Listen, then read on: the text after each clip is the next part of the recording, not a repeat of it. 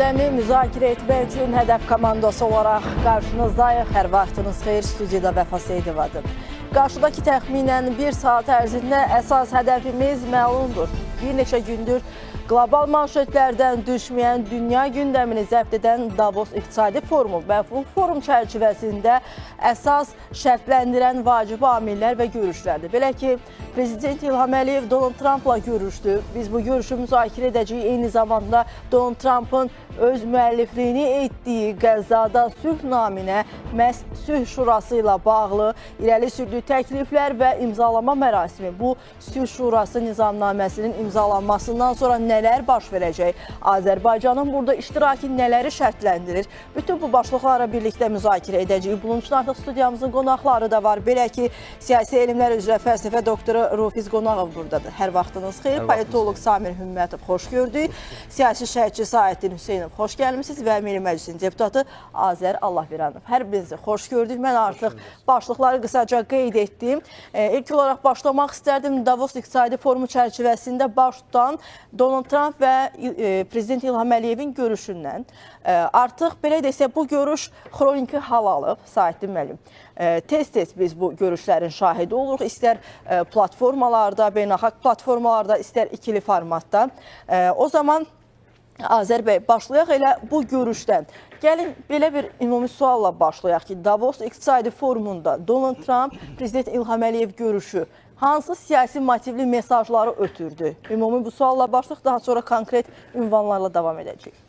Vəfa xanım, siz qeyd elədiniz, xroniki görüş yox, xroniki yox. Bu artıq ardıcıl sistemli olan bir görüşlərdir və şübhəsiz ki, bu görüşlərin hər birinin özünə məxsus təyinatı var. Bu təyinat da bilavasitə Azərbaycan-Amerika münasibətlərinin daha da yüksək səviyyədə qurulması, ən azından bildiyiniz kimi ortada çox ciddi vacib bir sənəd var ki, bu da strateji tərəfdaşlıq xartiyasının hazırlanması ilə bağlı deməli, əldə olunmuş razılaşmadır və bu razılaşmadan da irəli gələrək biz xüsusilə də noyabr ayından etibarən çox intensiv görüşlərin keçirildiyini şahidlik edirik və nəticə etibarilə işçi qruplar səviyyəsində təmaslar olduqca intensiv xarakter aldığı zaman əldə olunan müəyyən nəticələr də var. Xüsusilə də bildiyiniz kimi strateji tərəfdaşlıq xartiyasının hazırlanması ilə bağlı strateji işçi qruplar fəaliyyət göstərməkdədir. Həmin o əldə olunan hər mərhələ üzrə nəticələr sonraki mərhələdə ən yüksək səviyyəyə çıxarılır və iki ölkə başçısı tərəfindən konkret olaraq yeni proyeksiyalar müəyyən olunur, yeni hədəflərə doğru və faktiki olaraq strateji tərəfdaşlıq xartiyasının belə dedik, ümumi görünən bir siyasi bir çərçivə kimi baxsaq bu sənədə. Amma bu sənədin alt hissələrində, alt elementləri bilavasitə bir çox istiqamətlər üzrə münasibətlərin və tərəfdaşlıq deməli, əlaqələrin inkişaf edilməsi və dərinləşdirilməsinə nəzərdə tutulur. Çünki adətən biz Amerika Birləşmiş Ştatlarının Azərbaycan arasında olan münasibətlərə nəzər saldıqda burada iki elementi xüsusilə son illər biz qabardırdıq. Bu enerji sahəsində əməkdaşlıq məsələləri, bir də təhlükəsizlik məsələləri ilə bağlı olan əməkdaşlıq spektrini xüsusilə vurğulayırdıq. Amma indiki biz dönəmdə görürük ki, tamamilə yeni bir nizam formalaşmaqdadır və bu nizamda yeni elementləri biz görürük.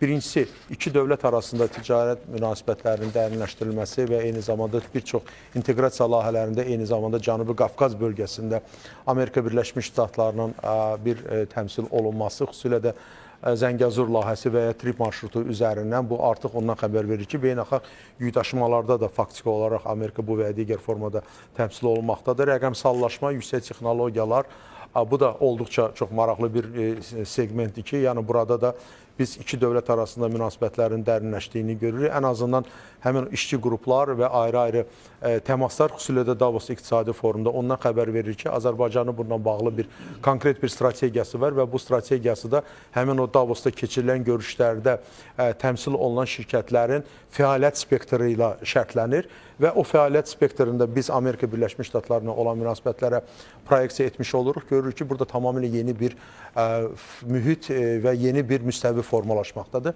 O ki, qaldı sülh şurası məsələsində siz qeyd elədiniz. Ona ayrıca gələcəyik bu məsələyə. Mən düşünürəm ki, bu sadaladığım əməkdaşlıq spektrinin də bəlkə də başında duran əsas elementlərdən də biri məhz Azərbaycanın sülh şurası prosesində iştirak etməsidir ki, bu da bilavasitə ölkənin imici və reputasiyasının yüksək səviyyədə və etibarlı tərəfdaş olduğunu bir daha göstərən vacib amillərdən biridir. Saidin müəllim, gəlin sizinlə konkret mövzular üzərindən davam edək. Bunun üçün rejissorumuzdan sizdən xahiş edəcəm qrafik göstəricini ekranlara gətirək monitora.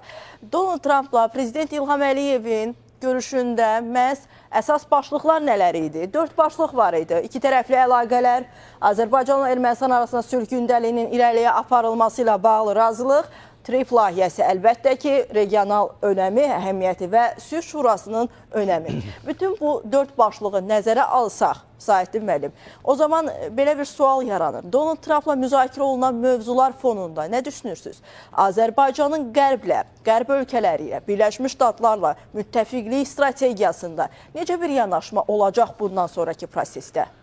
Əvvəla ondan başlayaq ki, niyə məhz Azərbaycana və Azərbaycan liderinə bu qədər böyük maraq var? Özdə yüksək səviyyəli maraq var. Təkcə Amerika Birləşmiş Ştatları deyil, eyni zamanda Çinin timsalında bunu yəqin eləyə bilərik. Yəni, bu da təsadüfən yaranmır. Cənubi Qafqazın açar dövlət kimi Azərbaycanın status qazanması və orta güc səviyyəsinə yüksəlməsi əlbəttə güc mərkəzlərini, süper gücləri Azərbaycanla əməkdaşlığa sövq edir. Çünki Azərbaycansız regionda nə isə həll etmək mümkün deyil.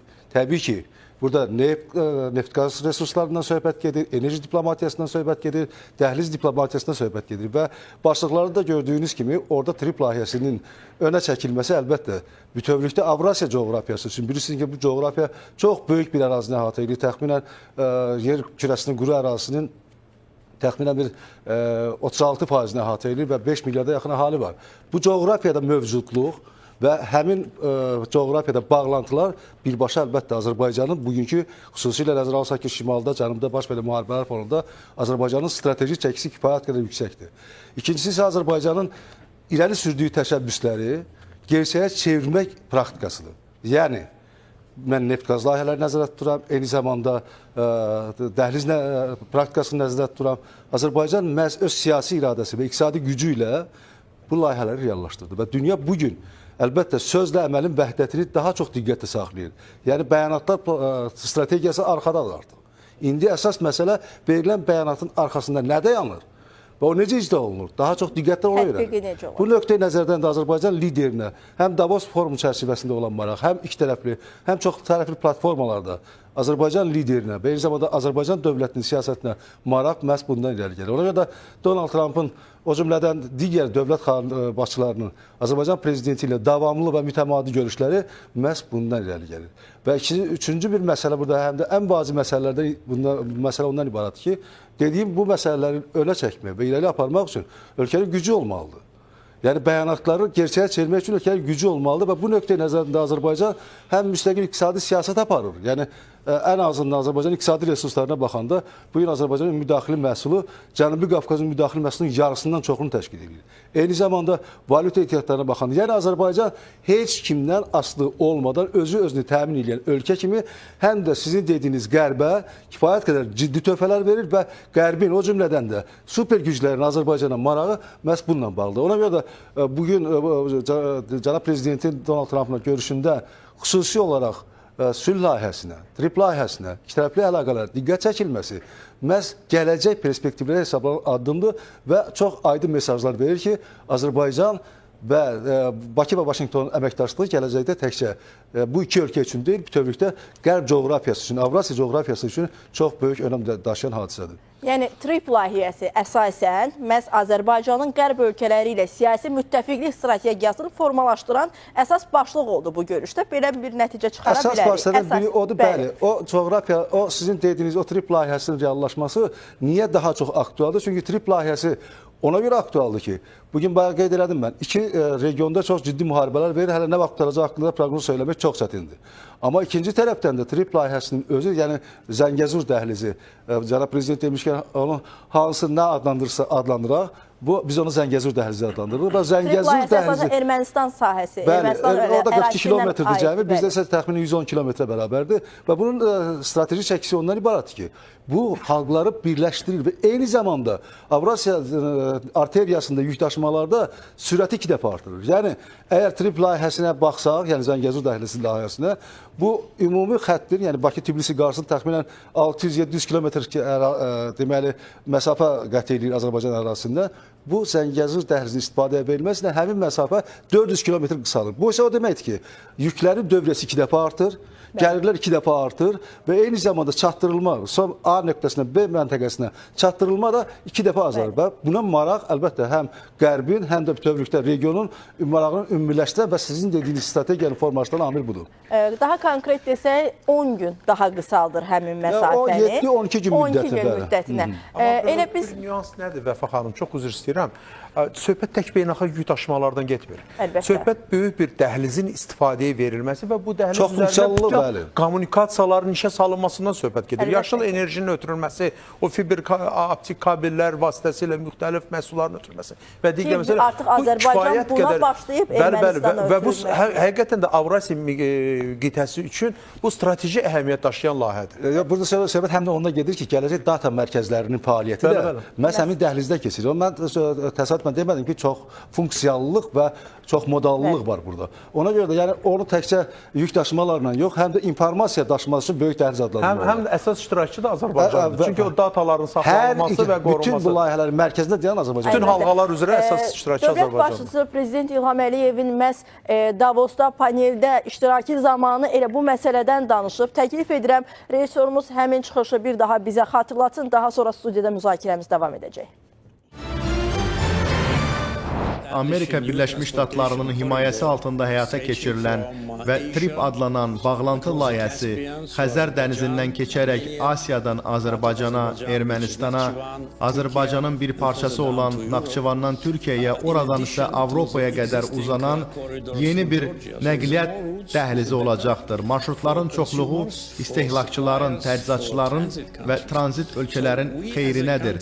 Ölkə olaraq biz hər zaman diqqətimizi regional gündəliyimizə yönəldirik. Biz regionda istədiyimizə nail ola bilmiriksə, qlobal məqsədlərdən söhbət gedə bilməz. Ancaq bugün biz paralel şəkildə gedən Ermənistan, Azərbaycan və Ermənistan-Türkiyə yaxınlaşmasından bəhs edirik. Bu mütləq paralel şəkildə və eyni vaxtda Türkiyə ilə Ermənistan və Azərbaycan ilə Ermənistan arasında diplomatik münasibətlərin qurulması ilə nəticələnəcək. Bununla da biz geniş coğrafi ərazidə Avrasiyanın bir hissəsində bağlantı, enerji təhlükəsizliyi, sülh və sabitlik baxımından olduqca əhəmiyyətli addım atırıq. Bu, uzun illər davam edən müharibələrin əməkdaşlığa və tərəfdaşlığa çevrilməsinin nümunəsidir.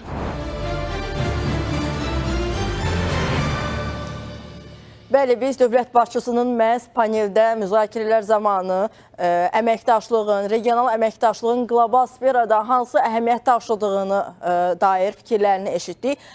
Rofiz bəy, gəlin sizinlə davam etdirək. Mövzular bəllidir, müzakirə bəllidir iki tərəfli görüşdə. Bu görüşlər üzərindən davam etsək, Davos tribunasında Azərbaycanın balanslaşdırılmış xarici siyasət məsələsi necə əksini tapdı? Çox maraqlı sualdır, Vəfa xanım. Əslində, bu deməli Azərbaycanın indiki səviyyəyə gəlib çatması birinci növbədə cənab Prezident İlham Əliyevin beynəlxalq nüfuzu sayəsində əldə olunan bir məsələdir. İkincisi isə bundan əvvəl Azərbaycanın təşəbbüsləri, sülhün və təhlükəsizliyin təmin olunması üçün müxtəlif missiyaların Azərbaycanın təşəbbüsü ilə irəli sürülməsi nəticəsində və bundan əvvəlki Davos forumlarında da və eyni zamanda bütün beynəlxalq tədbirlərdə də cənab Prezident İlham Əliyev sülhlə bağlı, ümumiyyətlə dünyanın təhlükəsizliyi ilə bağlı, dünyanı narahat edən məsələlərlə bağlı bir xeyli sayda təkliflər irəli sürürdü və təbii ki, bu əldə olunan bu gündəlik, bugünkü Azərbaycan-ABŞ əməkdaşlığının ən yüksələn xətt üzrə hələ də inkişafı davam etməsi və eləcə də burada Ermənistan-Azərbaycan arasında sülh və əməkdaşlığın bundan sonra da böyük sülh sazişinə gətirib çıxarılması və regionda təhlükəsizliyin təmin olunması məsələsi. Eyni zamanda TRIP layihəsinin artıq başlanması və bununla bağlı addımların atılması cənab Prezident prezident də biz gördük ki, elə bu dəfəki panel iclasında qeyd olunduğu kimi Davos forumunda da bunu xüsusi olaraq qeyd etdi ki, bu bütövlükdə regionu yox, Avrasiyanın bir parçası olaraq bütövlüklə bütün əslində ölkələri, dövlətləri əhatə edəcək bir layihədir, çox böyük layihədir və eyni zamanda Sülh Şurasının yaranması məsələsi olduqca çox əlamətdar, tarixi bir hadisədir. Əlbəttə ki, bütün bunlar Azərbaycanın siz qeyd etdiyiniz kimi balanslaşdırılmış, uzun illər apardığı xarici siyasət kursunun artıq təntənəsidir. Mən deyərdim ki, və düşünülmüş bir şəkildə aparılan siyasət idi və Azərbaycanda hücum diplomatiyası artıq həyata keçirildikdən sonra ölkəmizin öz ərazi bütövlüyünü bərpa etməsi, suverenliyini bərpa etməsi və ardınca diplomatik sahədə qələbələrin əldə olunması və artıq biz sülhün demək paraflanmasının elə ötən il ABŞ-da Ağ Evdə şahid olmuşuq. İndi bu il gözlənilir böyük sülh sazişinin imzalanması və Azərbaycan nümunəsində təbii ki, bugün bütün dünyaya bunun təqdim olunması artıq onu göstərir ki, bəli, bu sahədə çox böyük qürurverici haldır ki, Azərbaycan nümunə göstərilir və hətta Türk dünyası ölkələri də bu günləri mən deyərdim ki, Türkiyə və Azərbaycan birlikdə çıxış edərək bir nümunədirlər. Artıq Türk dünyasında bugün hər hansı bir münaqişə yoxdur və bu münaqişələrin hər birinə son qoyuldu və Cənubi Qafqaz da daxil olmaqla Avropa qitəsinə qədər uzanan həmin bu layihə, Azərbaycanın böyük bir nəqliyyat dəhlizi olması, eyni zamanda Avropanın enerji təhlükəsizliyində mühüm rola malik olması, ölkəmizin neft-qaz ehtiyatlarının zənginliyi və ən nəhayətdə cənab prezidentin bugün İlham Əliyevin beynəlxalq nüfuzu artıq o səviyyədədir ki, bəli, bugün Trump və ABŞ-ın bir nömrəli ölkənin prezidenti çox belə fəxarət hissi ilə cənab prezidenti bir il ərzində biz ötən ildə bunun şahidi olduq və yeni il artıq başlayıb 2026-cı il və bunu artıq o səviyyədə dünyaya təqdim etdi ki, bəli, Azərbaycan nümunəsi, Azərbaycan-Ermənistan arasında paraflanmış sülh nümunəsi bütün dünya üçün örnək olmalıdır. Artıq münaqişələr başa çatmalıdır və dünyanı narahat edən təhlükəsizlik məsələsi nəhayətdə həllini tapmalıdır. Və sülh deməli şurasına gələn yol da məhz bu yolu idi və təbii ki, və indi biz burada sülh şurasından danışacağıqsa, onun beynəlxalq əhəmiyyəti və digər məsələləri də qeyd edəcəyik. Aydındır. Samir bəy, sizinlə davam edək məsələyə. Xronologiyanı xatırlatmaq istəmirəm. Siz məndən qat-qat daha yaxşı bilirsiniz. Birləşmiş Ştatlarla Azərbaycan arasında vasitəçiliklə və yaxud imzalanan sənədlər, gəlinən razılıqlar və son olaraq Davos tribunasında Sülh Şurasının nizamnaməsinin imzalanması ilə bağlı Azərbaycanın prezidentinin məhz o dəvəti qəbul etməyi və mərasimdə iştirak etməyi. Bütün son xronologiyada olan hadisələri nəzərə alsaq, baş verən son proseslər Birləşmiş Ştatlar Azərbaycan münasibətlərinin perspektivini hansı formada formalaşdıracaq və ya təsir edəcək, yəni? Belədir ki, Vəfa xanım, ABŞ-Azərbaycan münasibətlərinin inkişafı üçün ümumi şərait yaradılıb. Artıq bunun üçün kifayət qədər addımlarda atılıbdır və bizim üçün qarşıda olan ilk görüləcəyi iş 8 avqust 2025-ci ildə imzalanmış üç tərəfli bəyannamə, eyni zamanda iki tərəfli ABŞ-Azərbaycan bəyannaməsindən başlayaraq bu günə qədər davam edən və praktik olaraq da biz təkcə sənəd üzərində həm də praktik olaraq həyata keçirdiyimiz işlərdir. Təbii ki, qarşıda bizim üçün görüləcək işlər çoxdur. Çünki ABŞ-Azərbaycan əməkdaşlıq xartiyasının imzalanmasına qədər bizim görəcəyimiz işlər var və düşünürəm ki, Azərbaycan dövləti üzərinə düşən öhdəlikləri yerinə yetirir. Eyni zamanda Donald Trump administrasiyası və ABŞ dövləti bu işdə artıq fəal şəkildə Azərbaycanla işləməyə maraq göstərir. Əlbəttə, Cənubi Qafqazın, xüsusən Azərbaycanın gələcək perspektivləri çox böyükdür. Bunu dəyərləndirmək üçün coğrafiyaya baxmaq lazımdır. Bugün dünyada baş verən siyasi, iqtisadi, hərbi proseslərə baxmaq lazımdır və dünyanın sadəcə 4-cü yeni nizamının qurulması prosesində dövlətlərin tutduğu mövqelər, oynadığı rola baxmaq lazımdır və s. O baxımdan düşünürəm ki, Azərbaycan dövlətinin perspektivi böyükdür. Biz bunu gizlədə bilmərik və düşünürəm ki, əksinə, biz əlimizdə olan o imkanları daha açıq şəkildə ortaya qoymalıyıq və bu gələcək üçün, təkcə Avrasiya üçün deyil, eyni zamanda dünyanın müxtəlif dövlətləri, regionları üçün faydalı bir əməkdaşlıq imkanlarını ortaya qoya bilərik. Təbii ki, Amerika Birləşmiş Ştatları Azərbaycanla bu dərəcədə maraq göstərməsinin arxasında duran səbəb Azərbaycan dövlətinin yürütdüyü etibarlı xarici siyasətdən irəli gəlir. Çünki Azərbaycan dövləti bu günə qədər yürütdüyü siyasətdə nə qonşu dövlətlərə, nə region dövlətlərə, nə qeyri-region dövlətlərə qarşı hər hansı bir qərəz nümayiş etdirməyib. Əksinə, əməkdaşlığa dəvət. Hətta ərazilərimiz işğal altında olduğu müddətdə belə Azərbaycan dövləti hansısa dövlətə qarşı qərəzli mövqe nümayiş etdirməyib. Ərazilərimizin işğaldan azad edilməsindən sonra belə, sonraki mərhələdə belə yenə də Azərbaycan dövləti sülh təşəbbüsündə iştirak edibdir. Və Amerika Birləşmiş Ştatları da bu məsələləri xüsusilə nəzərə alır və xatirinizdəsə bir müddət öncə Vitkovun bir açıqlaması oldu. Bildirdi ki, biz Azərbaycan prezidenti ilə görüşən zaman 8 avqustda belə bir Trumpın belə bir çıxışı olur ki, niyə daha çox irəliləmədiniz? Ermənistan ərazisini də tuta bilərdiniz. Çünki siz o zaman Azərbaycan prezidentinin cavabı olur ki, biz bizə məxsus olan əraziləri işğaldan azad eləmişik və s. Bu açıq mesajdır. Amerika Birləşmiş Ştatları da bugün dünyada sülhün təminatçısı olan dövlət olaraq bunu xüsusi qiymətləndirir. O baxımdan düşünürəm ki, bu məsələdə Azərbaycan dövlətinin mövqeyi bəllidir. ABŞ da bu məsələdə Azərbaycanın perspektivini görür və bunu yüksək qiymətləndirir. Düşünürəm ki, bu məsələ ilə bağlı da artıq növbəti suallarınızda sizin fikirlərinizi daha ətraflı şəkildə cavablandırmaq olar. Əlbəttə, biz bütün məsələlərə ayrılıqda toxunacağıq. Elə məhz Prezident İlham Əliyevin qeyd etdiyimiz panel müzakirədə ötən günlərdə Cənubi Qafqazdakı siyasətin, regional daha doğrusu sabitliyin məhz proseslərə və münasibətlərə təsiri ilə bağlı bir çıxışı var idi. Redaktorumuzdan xahiş edəcəm, həmin çıxışın bir hissəsini bizə xatırlatın. Daha sonra elə məhz həmin çıxış üzərindən müzakirə ilə davam edəcəyik. Ötən ilin avqustunda hər iki tərəf sülh sazişini paraflamaqla və beləliklə 3-10 illikdən artıq çəkən müharibə və qan tökməyə son qoymaqla tarixi nailiyyət əldə olundu. Həmin sülh sazişinin nadirliyi ondan ibarətdir ki, o son qanlı toqquşmadan sonra 2 ildən az müddətdə paraflandı. Beləliklə bu göstərir ki, əgər hər iki tərəfin güclü siyasi iradəsi sülhə sadiqliyi olarsa, onda siz kifayət qədər qısa müddət ərzində barışıq əldə edə bilərsiniz. Paraflanmış sənəd bugün praktiki nəticələrə çevrilir. Biz sülh şəraitində nəinki cəmi 5-6 aydır yaşayırıq və bu vəziyyətdən yararlanırıq. O cümlədən nə Ermənistan, nə Azərbaycan müstəqil ölkələr kimi heç zaman sülhdə yaşamayıblar.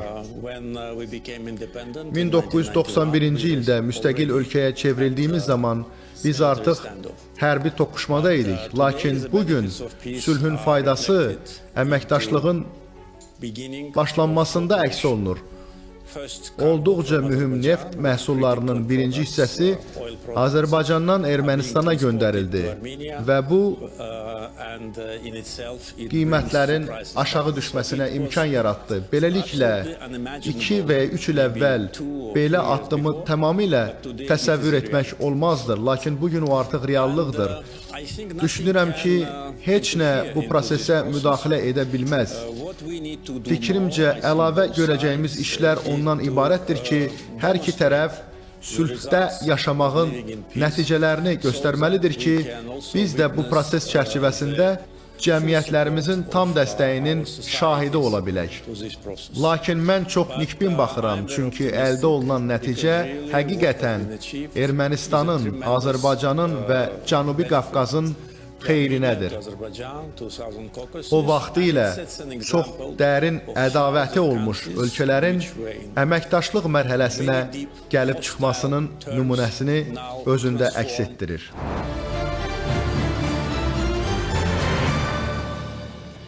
Dövlət başçısı qeyd etdi ki, 2-3 il əvvəl belə deyildi vəziyyət və bu sülh şəraiti bir müddətdə davam edir, müsbət dinamika var. Gərək hər iki tərəf də bu sülh şəraitində özünü doğrultsun ki, daha da irəliyə gedə bilək deyə dövlət başçısının fikirləri var idi. Azərbaycan sizinlə davam edək. Müzakirə mövzusu Ermənistandır, düzdür. Son vaxtlar çox müsbət addımlar və dinamikalar var. bunun şahidi oluruq, bunu dana bilmərik. Amma müzakirə mövzusu, müzakirə predmeti Ermənistandırsa, hələ də müəmmalı olaraq bir neçə məsələ qalır. Məsələn, necə ki, Zəngəzur dəhlizi ilə bağlı, Azərbaycanın üstünə düşən öhdəliklə bağlı infrastruktur işlərində artıq böyük irəliləyiş var. İşlərin 80%-i görülüb, amma Ermənistan tərəfindən baş nazir Nikol Paşinyanın açıqlaması var idi ki, 2026-cı ilin hələ birinci yarısında işlərin yarısına gəlib çatmış olacaq. Biz yəni müəyyən ləngimələr olur və olacaq deyə bilirik. Bəs sizcə bu Ermənistan tərəfi, yəni üçüncü bir ölkə tərəfindən görüləcək və yaxud görülməyəcək hər hansı bir addım Birləşmiş Ştatlar Azərbaycan münasibətlərinə hansısa formada birbaşa olmasa dolaylı təsir edə bilərmi? Maraqlı sual verdiniz Vəfa xanım. Birincisi bir balaca aydınlıq gətirmək istəyirəm Nikol Paşinyanın o məşhur çıxışı ilə əlaqədar olaraq. Ondan sonra da artıq Ermənistanın rəsmi deməli mənbələrindən əldə olunan məlumat ondan xəbər verir ki, Ermənistan mövqeyi belədir. 2026-cı ilin birinci yarısında hazırlıq işləri tamamlanır və 2026-cı ilin ikinci yarısında artıq bilavasitə o trip marşrutunun deməli çəkilməsi ilə bağlı zəruri işlərə start verilir. Yəni istənilən halda bu baş verəcəkdir parlament seçkilərindən sonra. Nə üçün parlament seçkilərindən sonra bəlli məsələdir ki, bəli, hazırlıq işləri, koordinatların çıxarılması və digər zəruri layihələndirmə işlərini zəruri edir. Amma buna qədər isə təbii ki, Ermənistan hökuməti də, Ermənistan siyasi elitası bugün bilavasitə xüsusilə də hakim dairələr çox gözəl başa düşür ki, parlament öncəsi hansısa çox ciddi bəyanatların dilə gətirilməsi, ən azından siz dediyiniz faktiki olaraq hansısa bir işlərin görülməsindən xəbər verən bir bəyanat idi. O, harsa onların özlərinin əleyhinə bir yönələ biləcək bir proses ola bilər. Ona görə də bir qədər ehtiyatlı olurlar. Amma mən sizə deyim ki, siz qeyd elədiniz qeyri-müəyyən məsələlər və ya müəmmalı. Bəlkə də ola bilsin müəmmalı. Bunu təkcə mən qeyd eləmirəm, çox üzr istəyirəm. Verilən rəsmi açıqlamalar, Xarici İşlər Nazirlərinin qarşılıqlı açıqlaması göstərir ki, hələ razılığa gəlinməyən məsələlər var. Bəlkə də ola bilsin ki, birincisi Trumpla bağlı olan məsələ digərlərindən fərqli olaraq daha da müəyyən olunmuş və müəmmalı olmayan məsələ deyil. Yəni, müəmmalı deyil. Çünki Trumpla bağlı konkret bir siyasi iradə var, razılaşmalar var. Amerika, Ermənistan işçi qrupu işləyir və zəruri addımlar atılmaqdadır. Vəsaitin ayrılması barədə siz bilirsiniz, 145 milyondur vəsaitin Amerika Birləşmiş Ştatları tərəfindən ayrılıqdır. Amma mənim təsəvvürümdə ən böyük müəmmalı məsələ Ermənistan cəmiyyətinin özündə etimadlı quruculuq məsələsidir. Çünki siz fikir verin, cənab prezident öz çıxışında xüsusilə qeyd elədi. Azərbaycan Ermənistanın kritik məhsulların ixracını təmin edir. Azərbaycan Ermənistana göndərdiyi yanacaq hesabına Ermənistanda yanacaq qiyməti aşağı düşür. Bir, Ermənistanın digər ölkələrdən olan asılılığı azalır, yəni yanacağa olan monopoliya zəifləyir. Bu da yenə də son həddə Ermənistan vətəndaşının iqtisadi cəhətdə maraqlarına cavab verə biləcək bir məsələdir. Amma Ermənistan cəmiyyətinin özündə biz də o segmentləri yoxlayırıq, siz də yoxlayırsınız, media üzərindən də baxırıq. Görürük ki, Ermənistan cəmiyyətinin özündə etimad quruculuğu ilə bağlı görüləsi işlər hələm çoxdur. Bax, bu etimad quruculuğu ilə bağlı Ermənistanın siyasi hakim dairələri iş görmürlər. Bax, mənim üçün müəmmalı qalan bu məsələdir ki, əgər indi bəlli məsələdir, indi bu yaxınlarda eşitdik Daşnaq Üstün Partiyasının qərargahında yoxlamalar aparıldı, nə bilim, kompüterlərin götürülməsi baş verdi. Sonra o separatçı rejimlərə məxsus olan, separatçı rejimə məxsus olan ofisdə də zəruri yoxlamalar aparıldı, cinayət işinin yenidən qabardılması və digər məsələlər. Bunlar hamısı belə deyək də, bəlkə də mediaya və ya Azərbaycana yönəlik mesajlardır.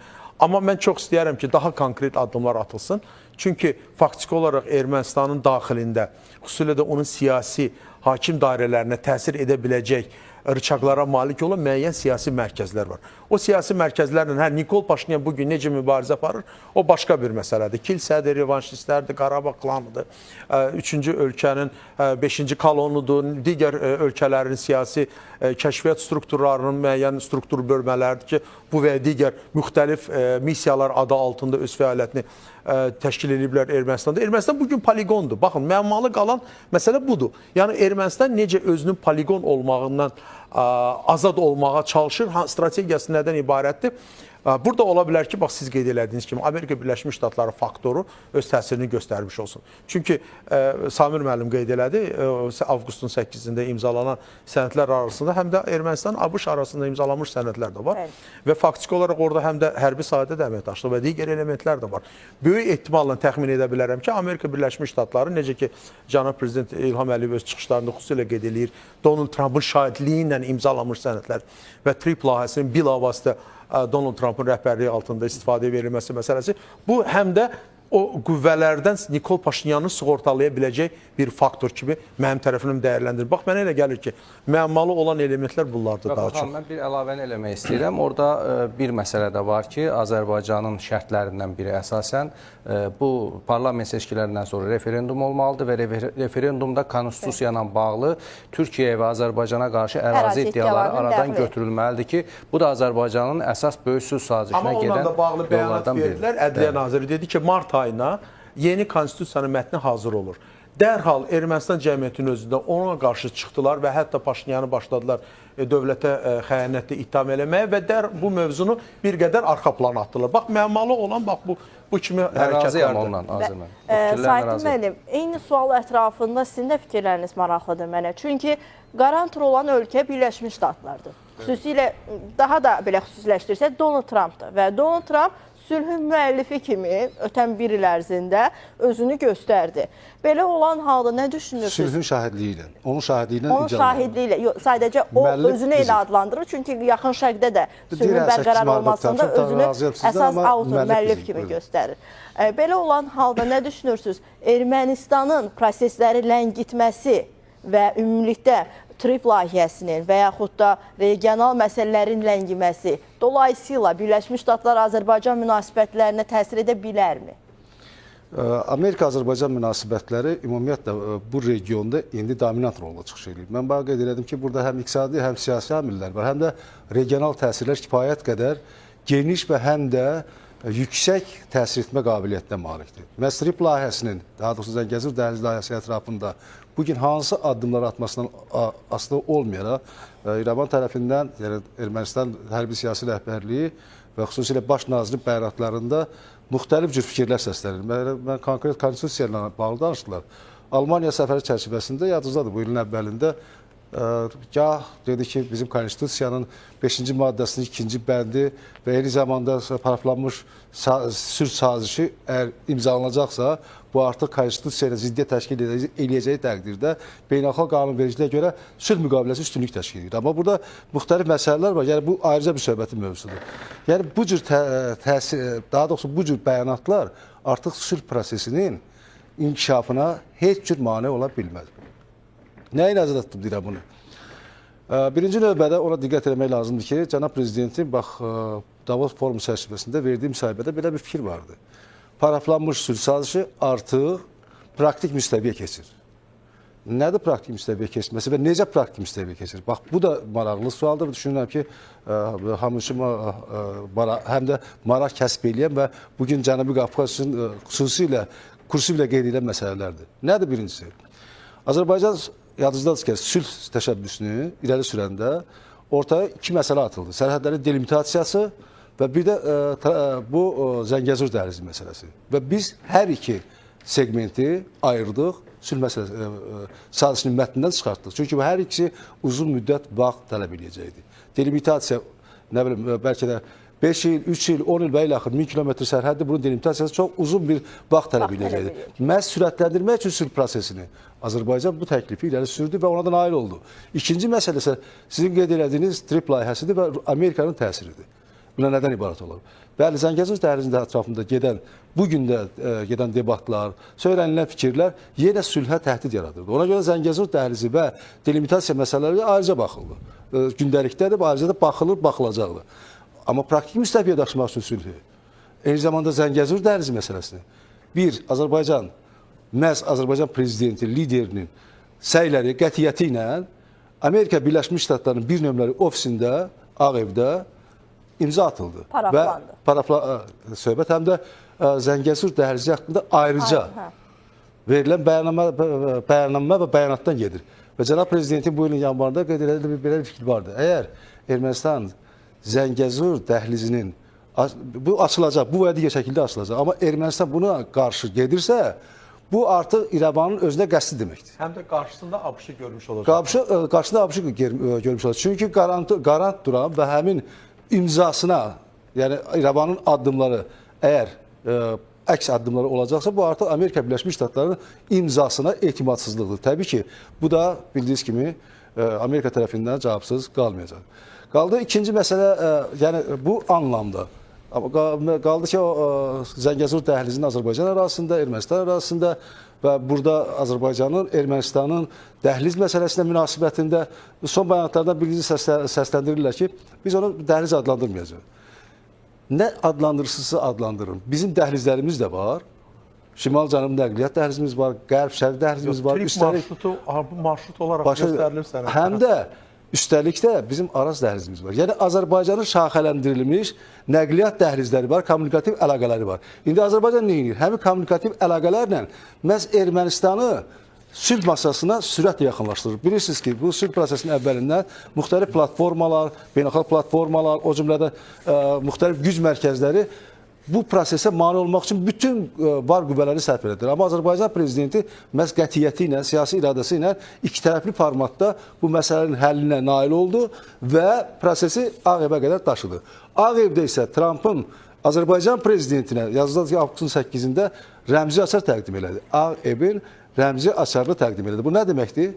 Ağ Evdən Azərbaycan Cənubi Qafqazda Ağ Evin açarıdır. Ağ Evin açarı yox, daha doğrusu Azərbaycan partnyor kimi sülhün burada açarıdır. Cənubi Qafqazda sabitliyin, təhlükəsizliyin açarıdır. Bu nöqteyi nəzərdən Azərbaycanın bugün atdığı addımlar əlbəttə həm təqdir olunur, həm də yüksək səviyyədə qəbul edilir. Yəni Azərbaycan bugün artıq o separatizmə, terrora son qoyan bu məsələnin birinci tərəfidir. İkinci tərəfi qalib ölkə kimi sülh prosesini irəli apara və bu beynəlxalq praktikada rast gəlməyən nadir hadisədir. Son 80 ildə Cənab Prezident də qeyd elədiyi kimi. Üçüncüsü isə Azərbaycan dünyaya sülh ixrac edir. Təkcə enerji, bayaq qeyd olunduğu kimi digər resursları yox, həm də dünya sülh ixrac edir. Nümunəsində modelləri ixrac edir ki, sülhə necə nail olmaq olar. Bu nöqteyi nəzərdən də məhz Trump administrasiyasının, Ağ Evin Zəngəzur dəhlizinə bağlı Ermənistana təsirləri kifayət qədər güclü olacaq və düşünürəm ki, bu proses həllini tapacaq. Amma nə vaxt sualı biraz müəmmalıdır, sizin də qeyd elədiyiniz kimi. Çünki Ermənistan ərazisində 42 kilometrlik hissədə hələlik heç bir iş görülmür. Və burada yalnız hələlik texniki, iqtisadi əsaslandırmalardan söhbət gedir. O da hələlik ortalıqda yoxdur. Buna görə də prosesin orada nə vaxt başa çatacağını və necə başa çatacağını gözləmək lazımdır. Amma bütün bunlara baxmayaraq bu dəhliz fəaliyyət göstərəcək və dəhlizin fəaliyyət göstərməsi dəfələrlə bu bizim ekspertlər tərəfindən deyilir, siyasi platformalarda da qeyd olunur. Dəhliz bizdən çox Ermənistan lazım. Çünki bizim artıq şaxələndirilmiş dəhlizlərimiz var, iqtisadi dividendlər götürürük. Bilirsiniz ki, yük həcmləri artır və həm də ölkənin güc statusunu müəyyənləşdirən indi müasir dövrdə enerji qaynaqları qədər daha böyük faktor həm də dəhliz faktoru, nəqliyyat, logistik imkanlardır. Buna görə də tam əminliklə söyləmək olar ki, Azərbaycan məhz kommunikativ əlaqələrdən, eyni zamanda qeyd olunduğu etimad quruculuğu mühitindən istifadə etməklə, daha doğrusu onu yaratmaqla həm sülh prosesini irəli aparır, həm də Zəngəzur dəhlizinin açılmasını reallaşdırır. Məhz bu istiqamətdə sizinlə davam edir Rufiz bəy. Azərbaycan qovşaqdır. Nəqliyyat və logistika sahəsində Azərbaycanın həm coğrafi mövqeyi, həm də özünün yaratdığı reallıq imkan verir ki, Qərb ölkələri məhz Asiya ilə Avropanı birləşdirən ən qısa xətt kimi Azərbaycanın potensialından yararlansın. Bu istiqamətdə də paralel olaraq Davosun özü də çox böyük bir platformadır. Çox böyük imkanların, potensialın nümayiş edildiyi bir tribunadır. Nə düşünürsünüz? Azərbaycanın Avrasiyada, Avropada bir qovşaq olduğunu göstərmək naminə Davosda, tribunada, Davos tribunasında necə bir mövqe nümayiş etdirildi? Cənab Prezidentin əgər biz görüşlərinə nəzər salsaq, ardıcıl olaraq xronologiya ilə hər gün həm dövlət televiziyasında və eyni zamanda müxtəlif kütləvi informasiya vasitələrində biz bunun şahidi oluruq. Yəni, ölkə rəhbərimiz durmadan gecə və gündüz elə bu görüşləri ən intensiv şəkildə aparan liderdir əslində. Mən bir kiçik əlavəm var. Buyurun. Məsələ burasındadır ki, yəni, bax, o Azərbaycana maraq, resurslarına maraq, potensialına maraq hardan qaynaqlanır?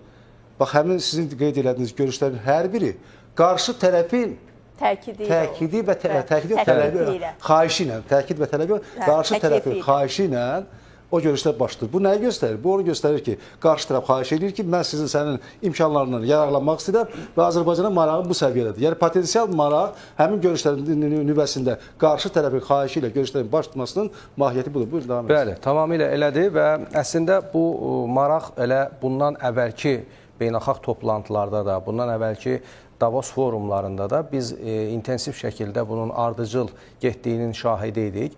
Amma bugün artıq dünya nizamı elə bir vəziyyətdədir ki və beynəlxalq təşkilatların bugün artıq heç nə edə bilmirlər. Demək olar ki, nə münaqişələrə, nə hər hansı bir dünyada sülhün əldə olunmasına, təhlükəsizliyin əldə olunması istiqamətində töhfə verə bilmirlər. Əgər verə bilsəydilər, Ukrayna, demək Rusiya müharibəsi gözümüzün önündədir, Yaxın Şərq gözümüzün önündədir və yaxud da İsrail-İran arasında gedən münaqişə və bunlar bir daha onu göstərir ki, və yaxud elə 30 il ərzində Azərbaycanla bağlı, Azərbaycanın ərazi bütövlüyünə olunan təcavüz, bu onu bir daha göstərdi ki, bəli, dünya nizamında artıq yeni aktorlar, yeni güclər və yeni bir formatlar üzərində işləyirlər. Digər tərəfi isə qeyd etdiyiniz kimi Trump layihəsi və bunun Zəngəzurla bağlı burada Saadlı müəllim qeyd elədi ətraflı şəkildə.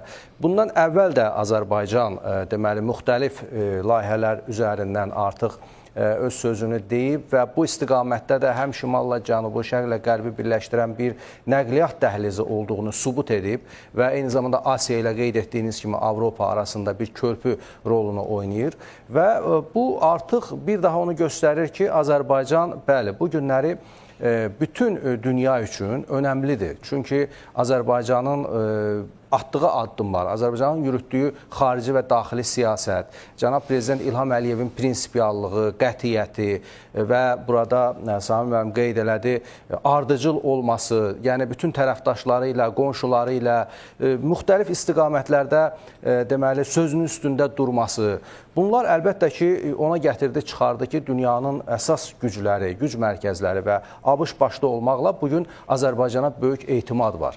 Və Azərbaycan əgər o qətiyyəti göstərməsəydi, öz ərazi bütövlüyünü, öz suverenliyini qətiyyət nümayiş etdirərək əldə etməsəydi və bugün də elə o deməli Ermənistan, Azərbaycan və Rusiya arasında bağlanmış birgə sazişdə məhz Zəngəzurun üzərində ciddi durmasaydı, təbii ki, bugünkü nailiyyətlər də biz o qədər də istədiyimiz kimi olmaya bilərdi. Amma cənab Prezidentin qətiyyəti öncədən bəlli idi ki, sən imza atmısansa sözün üstündə durmalısan, sənin başqa yolun yoxdur. Yəni Ermənistan cəmiyyəti də bu günləri bunu başa düşməlidir ki, əslində Paşinyan özü öz xoşu ilə bu razılıqlara imza atmayıb və yaxud da öz istəyindən buna gəlməyib, məcbur edilib. Azərbaycanın gücü qarşısında, Azərbaycanın nüfuzu qarşısında və Azərbaycan liderinin qətiyyəti qarşısında Paşinyan təbii ki, davam gətirə bilmədi. Çünki onun əvvəlki addımları başqa idi, sonraki biz tamamilə başqa bir addımların şahidi oluruq. Bu baxımdan da bəli, bugün əslində elə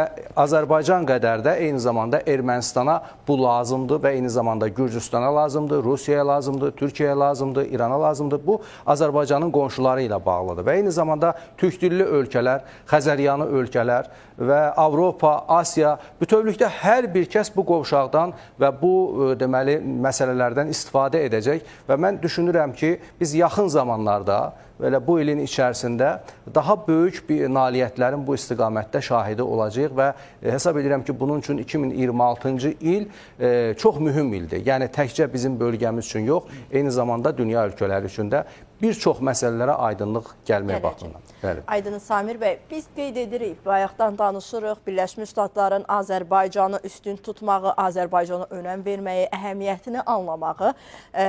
Belə bir politologiyada siz daha yaxşı bilirsiniz, anlayış var. Güclü siyasət, güclü iqtisadiyyat üzərində və güclü iqtisadi zəmin üzərində qurulan siyasətdir.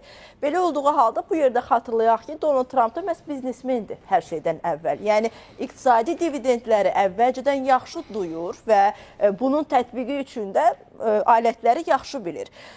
Məhz bu istiqamətdə də Azərbaycanla enerji əməkdaşlığını trip formatında, ikili formatda və yaxud çox tərəfli formatda davam etdirir və perspektivdə də bu genişlənəcəyə bənzəyir. Belə olan halda bu əməkdaşlıq Azərbaycanın qərb bazarlarına inteqrasiyasında hansı siyasi motivi daşıyır bəs? Bilirsiniz, Azərbaycan artıq uzun illərdir ki, qərb dövlətlərlə işləyir, bu sahədə fəaliyyət göstərir. Yəni, istər Bakı, Tbilisi, Ceyhan olsun, istər Taptanap olsun, istər Bakı, Tbilisi, Erzurum qaz kəməri olsun. Nəhayətində bizim 2017-də tamamladığımız Bakı, Tbilisi, qaz dəmir yolu xətti olsun ki, biz enerji sahəsində də, nəqliyyat kommunikasiya sahəsində əməkdaşlıq edirik. Amma bu formatı genişləndirmək lazımdır. Bu daha geniş spektra yayıla bilər. Yəni biz Avropanın indi təxminən 12 ölkəsinə təbii qaz veririksə, gələcəkdə bunu 20-25 ölkəyə də qaldırmaq olar.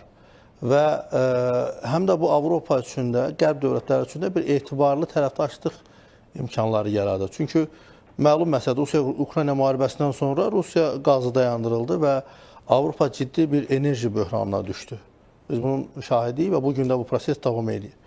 Ona görə Azərbaycana ciddi maraq var. Amerika Birləşmiş Ştatları Avropanın əsas hamisi sayılır. Biz bunu bilirik, belədir. Və Amerikada Avropanın çətin durumda olmasını istəmir. Ona görə düşünürəm ki, gələcək perspektivlərə baxanda Azərbaycanla bağlı onların ümidləri böyükdür və bilirlər ki, Azərbaycan həm regional kommunikasiyalar, qlobal səviyyədə kommunikasiyaların idarə edilməsində, istər enerji təhlükəsizliyi məsələsində atacağı addımlar həm etibarlıdır, həm də gələcəyə daha çox fayda verəcək addımlardır. Xüsusilə də Cənab Prezidentin son görüşlərində, çıxışlarında, aldığı qərarlarda atılan addımları biz bunun əsas əyani nümunəsi olaraq görə bilərik. O baxımdan düşünürəm ki, təbii ki, biz bayaq qeyd etdiyiniz Donald Trump biznesmendir və həm də ümumiyyətlə Amerika Birləşmiş Ştatları iqtisadi mənfəəti daha dərindən hesablayır və bu Amerikanın özünün xarici siyasət maraqlarına bilavasitə uyğun gəlir. O baxımdan düşünürəm ki, həm də təhlükəsizlik məsələsi burada önə çıxır, sülh və təhlükəsizlik. O baxımdan düşünürəm ki, Azərbaycan dövlətinin, Azərbaycan deyək ki, prezidentinin atdığı addımlar gələcək üçün xarici siyasətdə, xüsusən də beynəlxalq siyasətdə mühüm əhəmiyyət daşımaqdadır və bunu Amerika Birləşmiş Ştatları bilir. Və böyük ehtimal ki, gələcəkdə yeni kommunikasiyaların inkişaf etdirilməsi, enerji, xüsusən də yaşıl enerji ilə bağlı məsələlərin gündəmə gəlməsi. Çünki bugün dünyanın əsas fokuslandığı mövzulardan biri enerji sahəsində yaşıl enerjidir. Və Azərbaycan da bununla bağlı ciddi addımlar atır. Həm deyək ki, Səudiyyə Ərəbistanının Aqua Power şirkəti ilə, istər Birləşmiş Ərəb Əmirliklərinin Mastar şirkətindən bu sahədə işlər görür. Mən düşünürəm ki, gələcəkdə də bu layihələr davam etdirilə bilər. Ki, bu da həm də enerji siyasətində, Azərbaycanın enerji diplomatiyası, enerji siyasətində mühüm rol oynayır. Əslində, bu qarşılıqlı, faydalı əməkdaşlığa yönəlir və bu da ümumilikdə götürəndə qərb dünyası üçün, təbii ki, orada bəzi ölkələri çıxmaq şərtilə qərb dünyası üçün böyük bir imkan yaradır təhlükəsizlik sahəsində, xüsusən də enerji təhlükəsizliyində və dövlətlərin, deyək ki, xarici siyasətində hansısa böyük güc mərkəzlərindən asılılığı azaltmaqla özlərinin müstəqil münasibətlər sistemini qurmağına şərait yaradır. O baxımdan düşünürəm ki, Amerika Birləşmiş Ştatlarının Azərbaycanla bağlı marağı daha çox buradan qaynaqlanır. Bilir ki, Azərbaycan əlində olan imkanlarla yalnız özünün mənfəətini düşünüb də ondan bir manipulativ formada istifadə etmir. Əksinə, Azərbaycan əlində olan imkanları sülh və əməkdaşlıq naminə qarşılıqlı faydalı əməkdaşlığa çevrilmək potensialını ortaya qoyur və bu niyyətlə addım atır. O baxımdan düşünürəm ki, Amerika Birləşmiş Ştatlarının Azərbaycana baxışı məhz bu qeyd etdiyi mövzular üzərindən həyata keçirilir. Aydındır. Mən istiqaməti istərdim bir qədər də daha qlobal miqyasda məhz Donald Trumpın Qəzzada sülhün bərqərar edilməsi istiqamətində təsis etdiyi sülh şurası ilə davam etdirək. Niyə? Çünki həmin şurada Azərbaycanla nizamnamənin imzalama mərasimində Azərbaycan da iştirak etdi. Prezident İlham Əliyev mərasimdə iştirak etdi və ondan əvvəldə xatırlayırsınızsa Misirdə, Şarm-el-Şeyxdə hələ sayılı dövlət başçıları ora dəvət olunmuşdu. Bu məsələlə müzakirə edilməsi üçün, Donald Trumpın təklif etdiyi sülhün elan edilməsi üçün, planın elan edilməsi üçün orada Prezident İlham Əliyev də dəvət almışdı, Donald Trump da, daha doğrusu Rəcəb Tayyip Ərdoğan da dəvət almışdı. Bu səfər də Türkiyə iştirak etdi, Xarici İşlər Naziri səviyyəsində Prezident İlham Əliyevlə birgə. O zaman gəlin bu sual yaranır, Azər bəy, buna aydınlaşdıraq. Azərbaycanın məhz Donald Trumpın irəli sürdüyü Qəzzada sülhün bərqərar olması istiqamətindəki Sülh Şurası nizamnaməsinə və ümumiyyətlə Sülh Şurasına qoşulması Azərbaycan və Birləşmiş Ştatlar münasibətlərində hansı siyasi gedişləri öz davamında gətirəcək? Vəfa xanım, əslində baxın, Azərbaycanın bu prosesə qoşulması təbii ki, birbaşa olaraq o prosesin yaradıcısı olan Donald Trump tərəfindən irəli sürülmüş dəvət əsasında baş verən bir prosesdir. Və bu nə üçün məhz Azərbaycan və nə üçün məhz Sülh Şurasında Azərbaycanın təmsil olunması? Biz bir qədər əvvəl burada səsləndik, xüsusilə bir fikir var idi ki, Azərbaycan uzun müddətdir, xüsusilə də 44 günlük Vətən müharibəsindən sonra belə, sülh gündəliyini uğurlu şəkildə irəli aparan, sülh prinsiplərinin müxtəlif platformalar və siyasi beynəlxalq meydançalar üzərindən qoruyan və nəticə etibarilə əldə beynəlxalq hüququn təməl prinsiplərini bir növ rəhbər tutaraq, sülhün bərqərar olmasına xidmət edən bir strateji kursa malik olan çox az sayda olan dövlətlərdən biridir. Yəni bu reallıqdır. Və Azərbaycanın sülh modeli nəticə etibarilə söhbət tək Azərbaycanın 5də 1 işğal altında olan ərazilərin işğaldan azad olunması ilə və burada bir sabitlik adasının yaradılması ilə məhdudlaşmır. Azərbaycan özünün sülh gündəliyi vasitəsilə yaratdığı sülh modeli nəticə etibarilə Cənubi Qafqaz bölgəsinin özünü bütövlükdə bir sabitlik adasına çevrilməsinə xidmət edə biləcək bir model kimi də dəyərləndirməlidir. Axı biz əgər danışırıqsa ki, iqtisadiyyat siyasəti müəyyənləşdirir, iqtisadiyyat geosiyasəti müəyyənləşdirir və Azərbaycanın çox uğurlu şəkildə bir çox inteqrativ layihələrdə iştirak etməsi nəticə etibarilə Cənubi Qafqaz bölgəsində yeni bir sülh gündəliyini və ya sülh mühitini formalaşdırmışdır. Bu, dünyanın şübhəsiz ki, mütərəqqi qüvvələri tərəfindən, o cümlədən də Donald Trump tərəfindən yüksək dəyərləndirildi. Hələm Azərbaycana sülh mükafatının bu yaxınlarda verilməsi və digər məsələlər bilavasitə ondan xəbər verir ki, Azərbaycanın əldə rəhbər tutduğu həmin bu strateji kurs bütövlükdə sülh yaratma və sülhü gücləndirməyə xidmət eləyə biləcək bir kursdur. Məhz bu səbəbdən də Azərbaycanın bax bu kimi təşəbbüslərini dəstəkləyən Amerika Birləşmiş Ştatları ən azından 8 avqust razılaşmaları məhz bu siyasətin dəstəkləməsindən xəbər verən bir haldır. Nəticə etibarilə ona gətirib çıxardı ki, Azərbaycan bu prosesə fəal surətdə cəlb olundu. Amma bəli, bu bir gün ərzində verilən bir qərar deyil. Siz Misiri qeyd elədiniz, Misir görüşləri barədə danışdınız.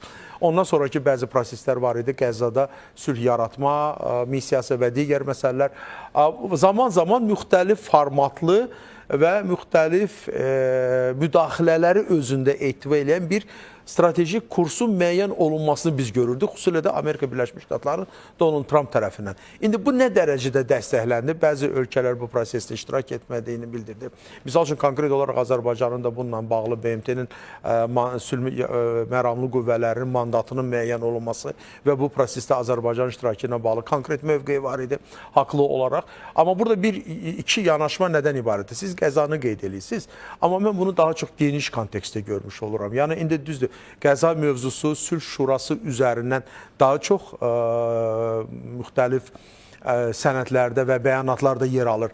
Amma Sülh Şurasının mahiyyətinə, yəni ən azından onun nizamnaməsində yer alan müddəalara diqqət yetirdi. Biz görürük ki, bu daha geniş areal və daha böyük coğrafiyanı əhatə edir və söhbət bütövlükdə dünyanın müxtəlif bölgələrində baş verə biləcək münaqişələrin qarşısını almaq və ya mövcud münaqişələrin sülhlə tamamlanmasına xidmət edə biləcək bir fəaliyyəti müəyyənləşdirən bir şuranın işindən biz danışa bilərik. O ki, qaldı bilavasitə Qəzza məsələsinə. Baxın, çox maraqlı bir nüans nədən ibarətdir? Bəli, Azərbaycan bərpa quruculuq işlərini çox uğurlu şəkildə həyata keçirən dövlətlərdən biridir. Azərbaycan, bəli, kifayət qədər sürətli, intensiv, öz vəsaiti hesabına kənar dəstək olmadan belə özünə məxsus modeli birini nümayiş etdirməklə 2-3 il ərzində 3 beynəlxalq hava limanının açılması ilə hansı dövlət qürurlana bilər ki, Azərbaycan bunu da elədi belə. Yəni, bu deməkdir ki, Azərbaycan bərpa quruculuq işində çox böyük bir təcrübəyə, kifayət qədər zəngin təcrübəyə malikdir. Suriya istiqamətində, yəni Azərbaycanın bu prosesdə iştirakı, xüsusilə də humanitar aksiyalarda. Təbii ki, bu kontekstdə Qəzzada gedən bərpa quruculuq, yəni Azərbaycan təcrübəsini istifadə eləmək nöqteyi nəzərindən. Eyni zamanda bir də ki, dövlətin siyasi iradəsi var. Konkret olaraq dövlət bütövlükdə öz fəaliyyətini kiməsə qarşı və ya kimisə əleyhinə, hansısa bir dövlətin əleyhinə yönləndirmir. Dövlət bütövlükdə öz fəaliyyətini sülh naminə qurmuş olur, sabitlik naminə qurmuş olur, iqtisadi inkişaf naminə qurmuş olur, siyasi sabitlik naminə sərf etmiş olur. Yəni, dövlətin bu səyləri ən azından Amerika Birləşmiş Ştatları tərəfindən məhz bu kontekstdə dəyərləndirilir. Və yeri gəlmişkən onu da deyim ki, sizə bir uğurlu modeli də demək istəyirəm. Söhbət tək həm də işğaldan azad olmuş ərazilərdə görülən bərpa quruculuq işləri yox, eyni zamanda Azərbaycanın müxtəlif platformalar üzrə qoşulmama hərəkatını götürək. Sonra Azərbaycanın Türk Dövlətləri Təşkilatındakı iştirakını götürək. Sonra Asiya qitəsində etimad müşavirəsinin orada iştirakına baxaq. Mərkəzi Asiya Konsultativ Şurasında iştirakını görək. İslam əməkdaşlıq. Baxın, Azərbaycan harada təmsil olunursa, həmişə özünə məxsus modellər, elə belə modellər deyil, həmin strukturun fəaliyyətini gücləndirə biləcək inteqrativ modelləri qoyan bir tərəfdir.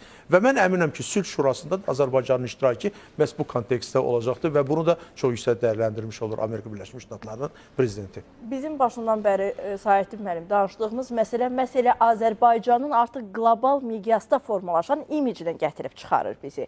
Yəni, Azərbaycan artıq regional aktordan çıxaraq, qlobal formatda baş verən proseslərə rəy verən, orada iştirak edən, sülhün bərqərar olmasında iştirak edən bir ölkə kimi formalaşır. Artıq son 5 ildə dövlət başçısı tərəfindən aparılan siyasət gətirib bu xəttə bizə, bu sonluğa çıxarır. Belə olan halda nə düşünürsünüz? Qarşıda da artıq Rusiya-Ukrayna münaqişəsi ilə bağlı məsələlərin nizamlanması var. Hansı ki, Donald Trump ona da çalışır, ona da cəhd edir. Bu sadəcə bir misaldır, bir misal çəkirəm ki, yəni Qəzzadan başqa bu cür hazırda qaynar münaqişə ocağı varsa, Azərbaycan Qəzzadan sonra daha hansısa qlobal məsələlərin nizamlanmasında iştirak edə bilərmi? Müharibələr təbii ki, əbədi deyil. Gec-tez qutarır. Qalib tərəf olur, məğlub tərəf olur. Amma müharibədən sonraki situasiyanı idarə eləmək və əbədi sülhə nail olmaq müharibələr qədər ağır və çətindir. Son 5 il ərzində dünyanın Azərbaycan timsalında müşahidə elədiyi bu oldu. 44 günlük müharibədən sonra biz addım-addım sülhü irəli apardıq və öz modelimizi yaratdıq.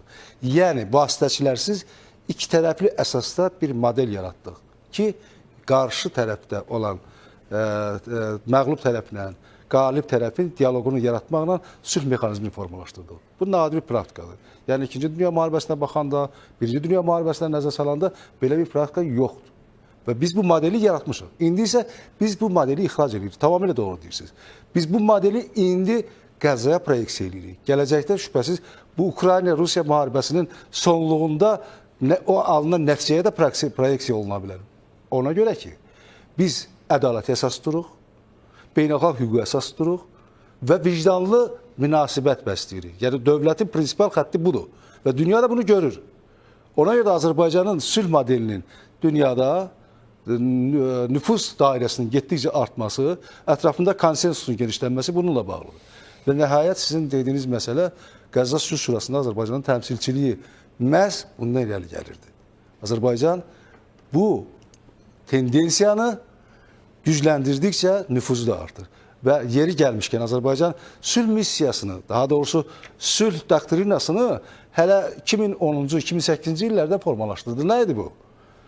sivilizasiyaların dialoqu, dinlərarası dialoq, mədəniyyətlərarası dialoq. Bunlar mədəniyyətlər danışanda, sivilizasiyalar danışanda, bəli, intellektual dəyərlər danışanda artıq silahlar susur. Yəni, yumşaq diplomatiya silahları arxa plana keçir. Azərbaycanın məhz Qəzza Sülh Şurasında təmsil olunmasının və ya özə 60 dövlət arasında təsisçi dövlət qismində iştirakının həmin nizamnaməyə imza atmasının səbəblərindən biri də budur. İkincisi, mühüm məsələ burada nədən ibarətdir? Azərbaycan sırf bir tərəf beynəlxalq hüquqa riayət edən və onu əsas götürən, hətta onu özünün timsalında təmin edən bir ölkədir və burada qarşılıqlı maraqlar balansı yaradır. Bunun üçün də müstəqil, eyni zamanda balanslı xarici siyasət aparır və həmin siyasət əsasında inteqrasiya formalaşdırır. Azərbaycan, bax, elə Qəzzanın timsalında məsələləri nəzər yetirsək, tam aydın olacaq. Mən digər platformaları demirəm. Azərbaycan həm yeganə ölkələrdən biridir ki, həm Fələstinlə diplomatik əlaqələr qurub, həm də İsraillə diplomatik əlaqələr qurub. Bu nə deməkdir? Bu deməkdir ki, gələcəkdə bu iki ölkə arasında vasitəçilik missiyasında Azərbaycanın kifayət qədər güclü yeri var. Necə ki, Türkiyə ilə İsrail arasında etdi. Kifayət qədər güclü bir faktor kimi, aktor kimi Azərbaycanın rolu artır. Nəhayət, üçüncü qeyd elədi müəllim, bərpa quruculuq məsələsi. Bu təcrübə çox böyük təcrübədir. Çünki dünya praktikasında müharibədən çıxan ölkənin özünün resursları hesabına tək başına müharibənin taleyini necə həll etdisə, tək başına olaraq da bərpa quruculuq strategiyasını, konsepsiyasını icra edir. Üstəlik reinteqrasiya prosesini, yəni bərpa quruculuq və reinteqrasiya tamam fərqli şeydir. Bərpa quruculuq aydın məsələdir ki, dağılmış, məhv edilmiş ərazilərin bərpası, reinteqrasiya isə həmin ərazinin potensialının ölkənin ümumi dövriyyə balansına cəlbi deməkdir. Bu nöqteyi nəzərdən Azərbaycan yeni bir model yenə yaradıb. Ağıllı şəhər, ağıllı kənd və s. Bunu timsalındadır. Yəni bu təcrübə dağılmış, məhv olmuş, qan çanağına dönmüş Qəzzanın sabahını ümid pəncərəsi kimi açıla bilər və Azərbaycan burada iştirak edə bilər. Yəni Ağdamda kifayət qədər Qəzza kimi bir formatdaydı. Nəhayət Qəzza bilirsiniz ki, niyə strateji məntəqədir? Bu Avrasiya coğrafiyasında hansı yaxın şərq üçün hansı rol oynayır? Burada əlbəttə Qəzzanın gələcək inkişafı məhz tranzit nəqliyyat logistik imkanlardan keçir. O tranzit nəqliyyat logistik imkanları da Azərbaycanın timsalında tam aydındır. Enerji təminatından tutmuş digərlərinə qədər. Yəni Azərbaycanın məhz Qəzza Sülh Şurasında təmsilçiliyi özdə 60, bir daha təkrar edirəm, 60 dövlət arasında təsisçi dövlət kimi həmin sənədə imza atması və həm də həmin imzanın söz qədər dəyərli olması, yəni bu Azərbaycanın yeritdiyi xarici siyasətin əsas funksiyonallığını, əsas mahiyyətini kəsb edən funksiyalardan biridir və onu da uğurla icra edir. Nəhayət, Qəzza Sülh Şurasında təmsilçilik Azərbaycana nə verir? Bilirsiniz ki, beynəlxalq təşkilatlar demək olar ki, artıq işləmir. BMT-dən tutmuş ATƏT-ə qədər, ATƏT-dən tutmuş digər beynəlxalq təşkilatlara qədər.